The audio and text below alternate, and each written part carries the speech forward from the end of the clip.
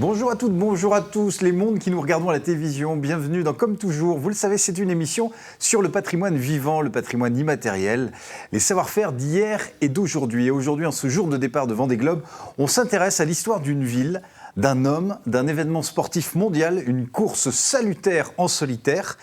Tous trois ont en commun d'avoir un petit grain de sable d'Olonne dans le cœur et dans la tête. Voilà, on parle du Vendée Globe, de la ville des sables, avec un témoin privilégié, acteur de premier plan.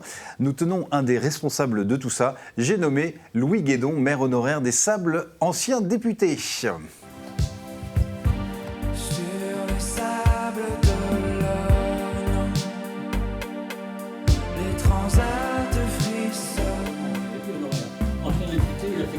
Ah, membre honoraire. Mesdames et messieurs, il est des villes indélébiles, indissociables d'un événement. Que serait Cannes sans son festival, Le Mans sans son circuit, Rio sans son carnaval et les Sables sans le Vendée Globe? Tous les 4 ans, c'est folie, la ville des Sables d'Olonne devient le centre du monde et de tous les océans. La ville soulève les houles sentimentales, une ville à vous donner une fièvre de chenal, une ville à décrocher l'algue de triomphe sur les Champs-Élysées sablés, une ville star du showbiz et de ses navigateurs salutaires, vous savez, les Johnny Hallyday des mers. Tout ça à cause de qui ? Eh bien, mesdames et messieurs, ça y est, nous le tenons, le coupable, ce drôle de loulou des mers. Accusé Guédon, levez-vous. Votre procès peut s'ouvrir pour folie et usage de folie avec détournement de bonheur. Il ne savait pas que c'était possible, alors il l'a fait. Nous tenons l'homme, ancien député, député honoraire, maire durant 34 ans, maire visionnaire, qui a compris l'importance de cet événement pour la ville et l'opportunité de la transformer, de la faire rayonner bien au-delà des frontières vendéennes. Faut dire que l'homme est un capitaine au long cours. Sa ville, il l'a dans les veines, dans le sang, c'est son ADN. Il est comme les bateaux du port, barré, un petit grain de sable d'Olonne dans la tête. Né au champ de la Coque, sous le signe du zodiaque. Non, sous le signe du caducée ascendant sanitaire. Oui, parce que depuis qu'il est tout petit, l'eau le ronge de l'intérieur. Elle s'infiltre sous sa peau par tous les pores où l'eau n'a.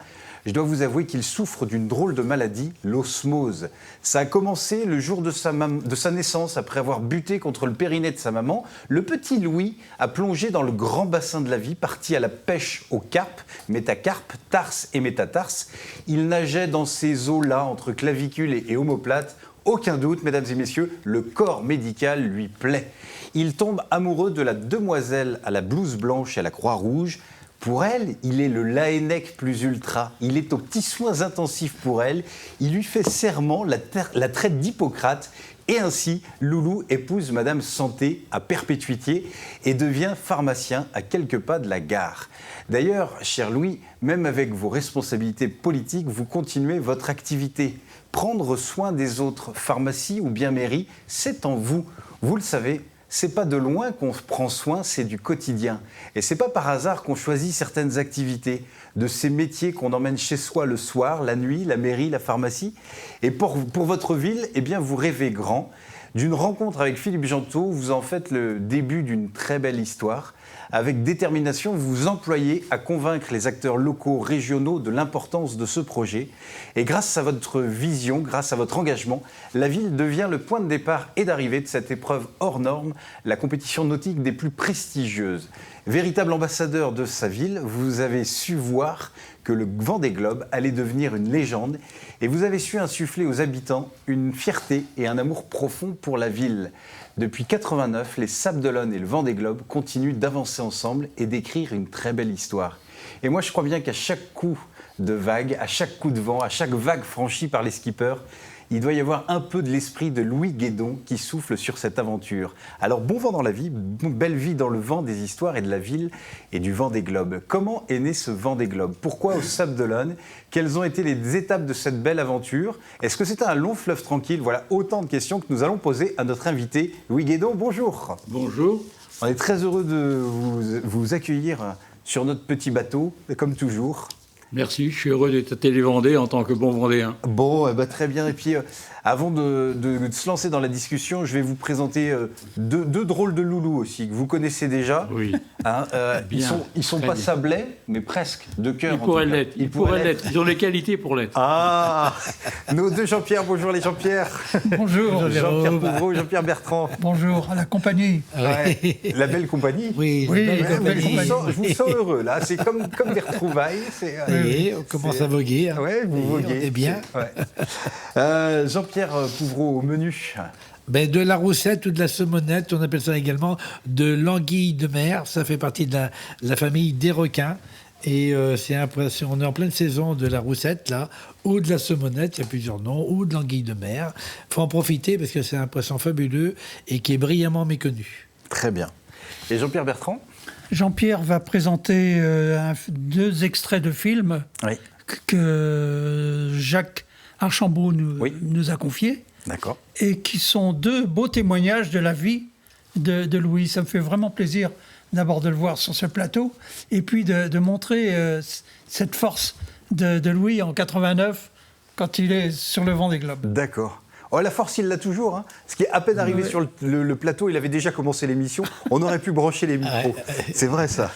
D'ailleurs, Louis, racontez-nous comment c'est né cette belle aventure du Vendée Globe. Elle est née par le plus pur des hasards. Personne n'aurait pensé qu'une telle aventure pourrait avoir lieu au Sable d'Olonne. Elle est liée à la découverte en Vendée d'un homme qui n'avait rien à y faire et qui s'appelle Philippe Gentot. De Quimper. Philippe Gentot habité à Quimper. Quand il était malade, étant enfant, sa maman lui avait acheté l'ouvrage de Moitessier. Il avait dit à sa maman « Je ferai le tour du monde ». Il a grandi, il a fait passer son bac au Liquès, c'est une maison que je connais bien parce que moi je suis au Lockheed à Nantes, c'est la même maison à Nantes. D'accord. Après, il a fait une licence de droit, il a fait de l'informatique et il est rentré à la Comex.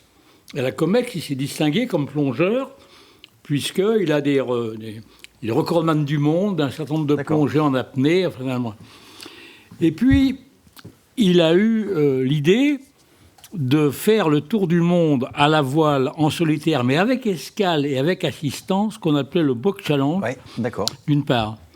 Et il lui fallait un bateau et de l'argent. Alors, il n'appartenait pas en Bretagne à la grande équipe des élèves de Tabarly. De Tabarly, Les Loïc Perron, les qui sont à la Mazou, les Gauthier, les Philippe Poupon, enfin, etc. Donc, il lui a été difficile de trouver des financements. Et alors, en cherchant auprès des banquiers une aide, il s'est trouvé un beau jour, à La Roche-sur-Yon, au Crédit Agricole. Ouais.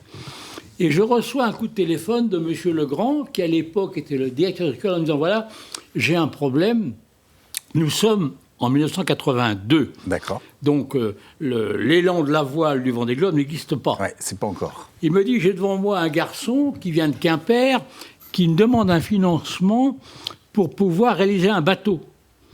Mais c'est pas possible que moi je présente à des agriculteurs qui sont les membres de mon conseil d'administration un dossier pour financer un bateau. Ouais. Donc je ne peux pas.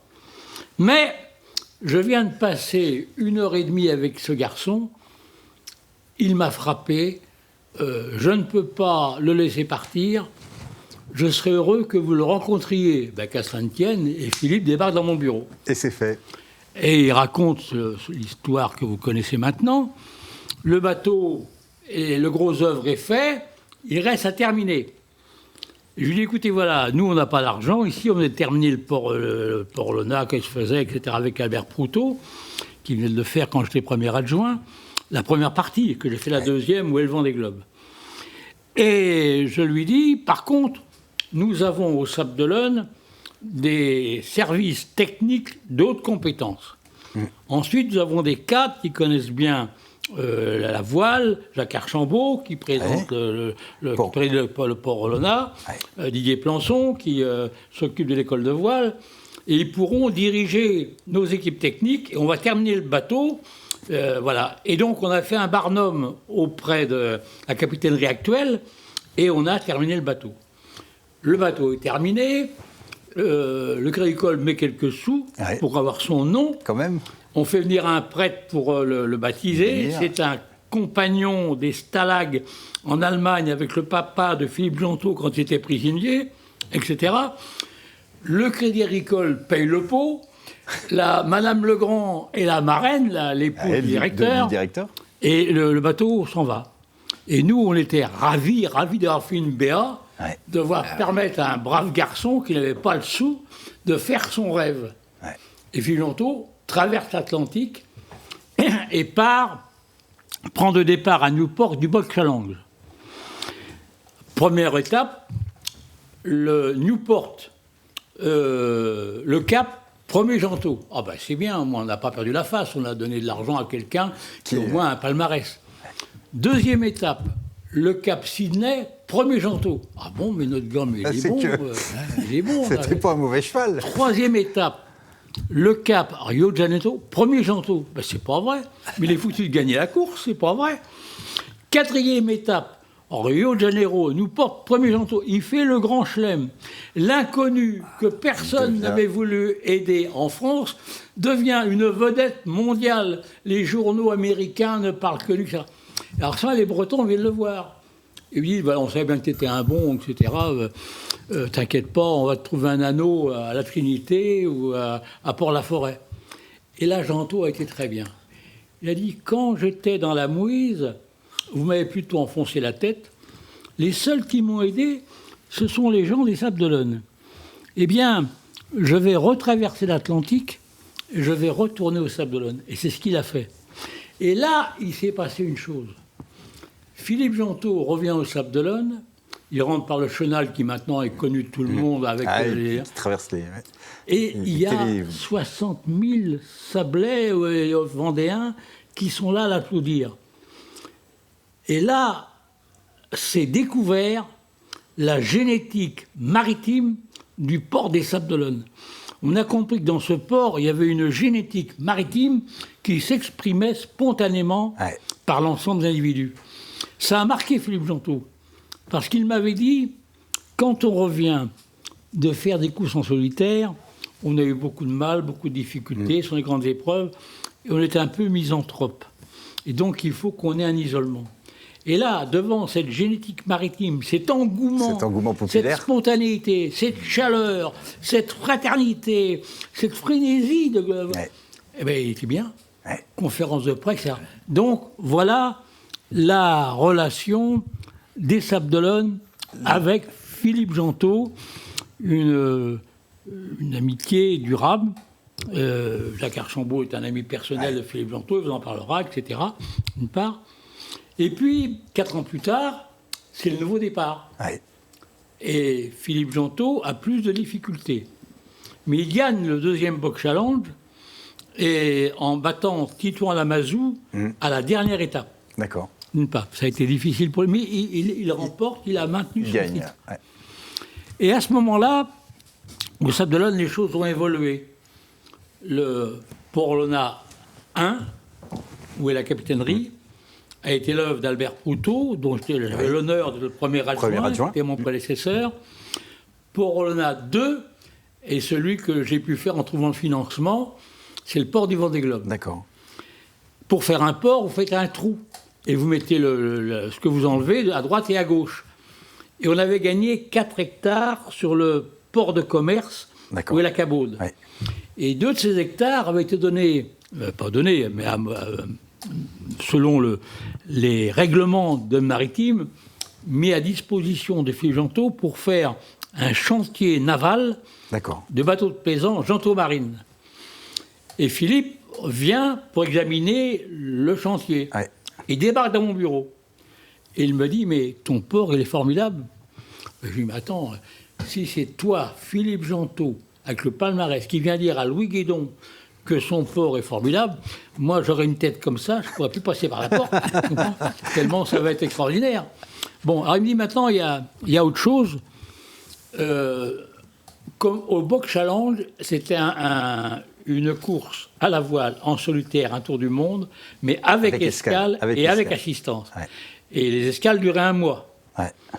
Et alors, les gens, il y avait des soirées, Et au cours d'une soirée, les Français qui étaient ensemble, et puis Jean-Luc Vandenette, qui a été un marin extraordinaire, se rappelle très bien de ça, avaient dit ensemble, on pourrait peut-être faire mieux que les Américains, nous les Français, la même course, mais sans escale et sans assistance.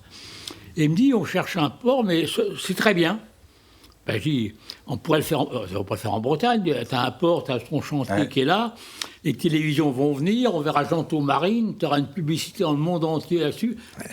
Et donc, on a pris le parti de... alors, je dois dire que cette idée, je l'ai soumise à tous ceux qui s'occupent de la plaisance au Sable d'Olonne, qu'ils soient les élus ou les responsables que j'ai cités, Jacques Archambault et Didier Plançon. Et tout de suite, j'ai obtenu le soutien, l'accord, l'engouement était partagé sur ce sujet. D'accord. Il y a eu une équipe prête spontanée, homogène, génétiquement compatible, qui s'est formée autour de ce projet. Et donc, on est parti là-dessus. Alors, les services du port de Plaisance, avec la responsabilité de la ligne de départ, de la ligne d'arrivée, nous, on avait payé les pontons. Philippe Gentot, qui connaissait bien le sujet, était le responsable de l'épreuve et le directeur. Donc, il surveillait le palmarès ou les compétences de ceux qui allaient s'engager, la qualité des bateaux, les règlements, les contacts avec toutes les instances de la voile qui permettaient de le réaliser. Et il suivait l'affaire de très près. C'était lui le grand patron. Et nous, on était derrière, etc. Voilà comment, donc, a démarré en 89 le premier Vendée Globe. Alors, il faut vous dire que... Alors, peut-être, Louis, je vais vous couper, parce que vous avez le sens du récit. Hein. Vous êtes un conteur hors pair. On est avec vous. On va marquer une petite pause. On va manger un petit bout avec Jean-Pierre, et puis vous nous donnez la suite. Savoir si ça a été un long J'ai quelque chose à vous dire d'important après. Eh ben, avec grand plaisir. Mais ça sera très court. Ah, mais avec grand plaisir. Avec grand plaisir. Ça va manger. On passe à table avec Jean-Pierre Couvreau. Nous... dans Guillette. Exactement. Il va nous en parler. À défaut de nous la faire goûter, il nous en parle. Alors, très vite. Sinon, on le met à l'amende. Non, mais c'est normal. Moi, c'est pas un problème. J'adore les amandes. Grillées et tout, j'adore ça, les amandes. Alors ça, c'est une vieille recette de famille qui tenait d'un tantinet de la sœur de ma grand-mère. Bon, en gros, je vais être rapide sur la recette. On fait un bon courbouillon avec des poireaux, des carottes, etc. On fait un petit peu de vin blanc si on veut. Et à part la roussette, la saumonette, qu'on appelle également l'anguille de mer, on la fait nettoyer par son poissonnier, on la tronçonne, on la farine, on la fait revenir au beurre et on la mouille avec un petit peu le courbouillon que j'ai indiqué tout à l'heure. Et à la fin de la cuisson, tout ça cuit. On met un petit peu de crème fraîche. On la lie rapidement s'il faut la lier. On se produira de ciboulette et de persil plat. J'adore la ciboulette et le persil plat. Et évidemment, quelques pommes de terre de Noirmoutier qu'on aura mis à cuire avec la blanquette ou à part. C'est comme on veut. Et on se régale. Voilà. Vous êtes un chef, vraiment un chef, vous savez résumer, c'est un grand.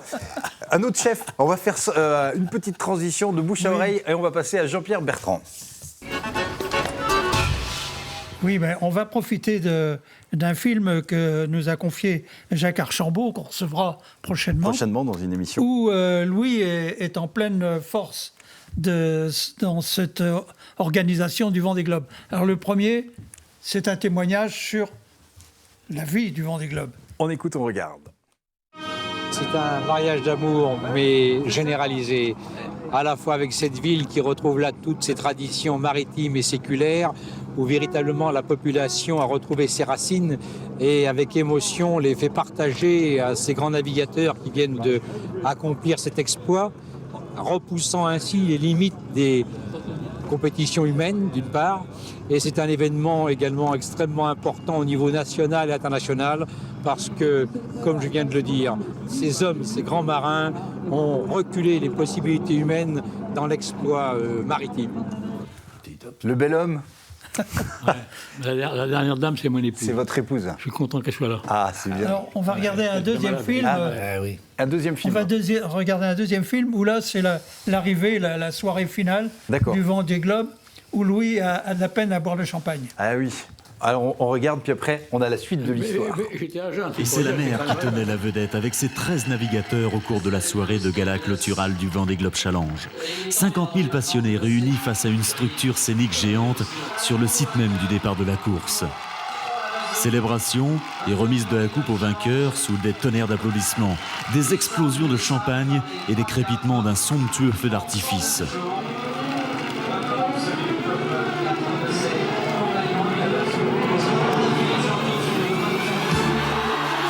Ce soir de liesse, rendez-vous est donné au 8 novembre 1992 pour le départ du second Vendée Globe.